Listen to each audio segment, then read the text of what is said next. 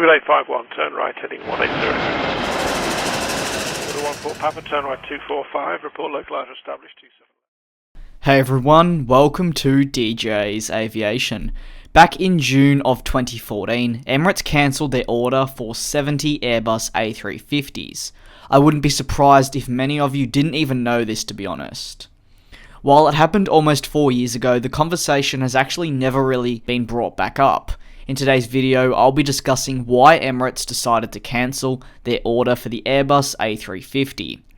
With such a sizable amount of units ordered, Emirates pulling the plug on their A350s is quite a big deal.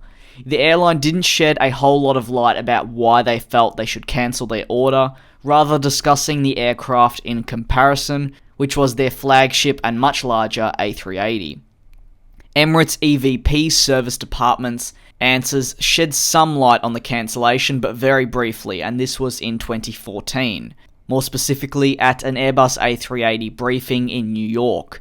To begin with, the senior executive Nigel Hopkins made it very clear that the airline did not cancel the order because it believed the A350 wasn't a good aircraft, and that also the future potential for air travel in the Middle East was dropping. This was of course because in 2014 that was a hot topic, maybe not so much today though. In simple terms, the insight we were given was as follows. Emirates simply prefers the larger A380 to the A350. He further emphasised that the airline had not changed its views about future demands, and as a group were absolutely optimistic about what the future holds for the carrier. Hopkins continued on to note that they see the A380 as being extremely flexible, more specifically with its facilities. If you've been watching my most recent videos, I've really focused in on the idea that the Airbus A380, through it being a fully double-decker aircraft, it actually allows airlines more freedom in the cabin, and this was obviously a key in the cancellation. They felt as an airline the Airbus A380 would further help them develop. On top of the cabin product the A380 can offer, they also noted that it allows the airline to operate two major airports with slot constraints and generate the same revenue with one flight over two flights using smaller wide-body aircraft like the A350. Hopkins says the following.